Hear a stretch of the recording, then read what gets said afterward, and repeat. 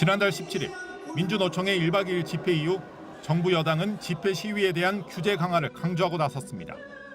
윤석열 대통령은 집회 시위의 자유가 타인의 자유와 기본권까지 침해해서는 안 된다고도 했습니다.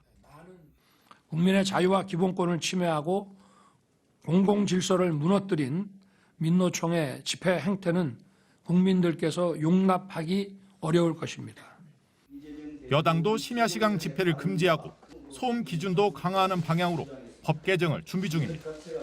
이런 가운데 오늘 대통령실 국민참여토론 게시판에는 집회와 시위 요건 및 제재 강화라는 주제로 안건이 새로 올라왔습니다. 대통령실은 입법 공백 상태인 야간 시위에 대해 제도적인 개선에 찬반 양론이 있다며 국민의 생각을 들어보겠다고 밝혔습니다. 본격적 여론 조성을 위해 국민참여토론 게시판이 활용됐지만 이미 앞서 진행된 TV 수신료 등에 대한 토론에서 중복 응답과 같은 문제점들이 제기됐습니다. 한 사람이 여러 개정을 만들어 찬반 의견을 남길 수 있었습니다. 왜곡된 여론이 국민 의견으로 둔갑했을 가능성이 매우 높습니다. 집회 시위 자유와 시민 안전, 건강권 같은 국민 기본권에 대한 국민들의 의견을 일부의 투표와 댓글로 취합하는 데 대한 문제점도 제기됩니다. 헌법이 보장하는 기본권의 문제를 사람들이 싫으면 보장 안 해도 되나요? 그렇게 대중 인기에 영합해갖고 정책을 결정하는 것은 정말 문제가 있다고 생각합니다. 대통령실은 3주간 게시판에 달린 찬성과 반대, 그리고 댓글에 달린 의견을 분석해 지시법 개정에 대한 권고안을 만들겠다고 밝혔지만 이미 결과의 신뢰성에 대한 논란을 예고했습니다. MBC 뉴스 김민찬입니다. 윤석열 정부가 개설한 국민제안 홈페이지. 지난 3월부터 한 달간 KBS 수신료 징수 방안을 놓고 국민의 의견을 물었습니다. 대통령실은 그 결과 참가자 5만 8천여 명 중 97%가 전기요금과의 통합 방식에 개선을 요구했다고 밝혔습니다. 사실상 세금과 동일하다. 방송 채널의 선택 및 수신료 지불 여부에 대한 시청자의 권리가 무시되었다 하는. 대통령실은 방송통신위원회와 산업통상자원부에 수신료 분리 징수를 위한 법령 개정 등 후속 조치 마련을 권고했습니다. 후속 조치로는 통합 징수의 근거가 되는 방송법 시행령을 고치거나 삭제하는 방안이 유력한데 관련 부처가 보고해 국무회의가 의결하면 됩니다.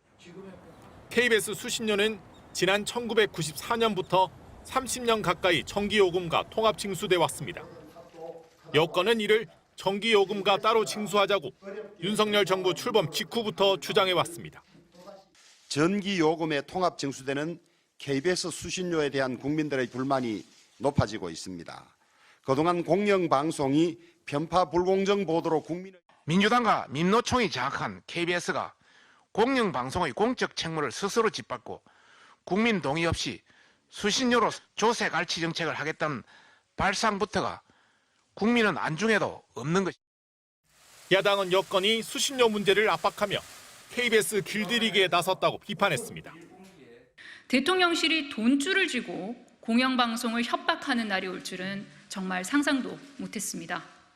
기어코 공영방송을 장악해 땡뉴 뉴스를 만들려는 작정입니까? KBS는 공영방송의 근간을 훼손할 수 있는 중차대한 사안이라며 수신료 통합 징수는 최소한의 비용으로 공영방송을 유지할 수 있는 효율적인 방식이라고 반박했습니다. MBC 뉴스 김민찬입니다. 지난 6월 대통령실은 전 정부의 국민청원제도에 문제가 있었다며 새로운 제안 플랫폼을 만들었습니다. 국민제안입니다. 대통령실은 자체 선별과 심사위원회 판단에 따라 우수 제안 10개를 골라 열흘 동안 온라인 투표에 붙였습니다. 제일 많은 표를 얻은 3개를 국정 운영에 반영하겠다는 계획이었습니다. 투표 결과 대형마트 의무 휴업 폐지가 57만 7천여 표로 가장 높았습니다. 그런데 국민제안 10개 모두 추천수가 56만에서 57만 정도로 큰 차이가 나지 않습니다. 왜 이런 일이 벌어진 걸까? 대통령실 고위 관계자는 투표 진행 과정에서 다수의 어뷰징, 즉 중복 전송이 나타나 우수 제안 3건을 선정하지 않기로 했다고 밝혔습니다. 해외 IP에 의한 다수의 어뷰징 사례를 차단하려 노력했지만 끊이지 않았다는 설명입니다. 그러니까 특정 제안의 추천수를 고의적으로 높여 정책으로 채택시키려는 여론 왜곡 움직임이 있었단 겁니다.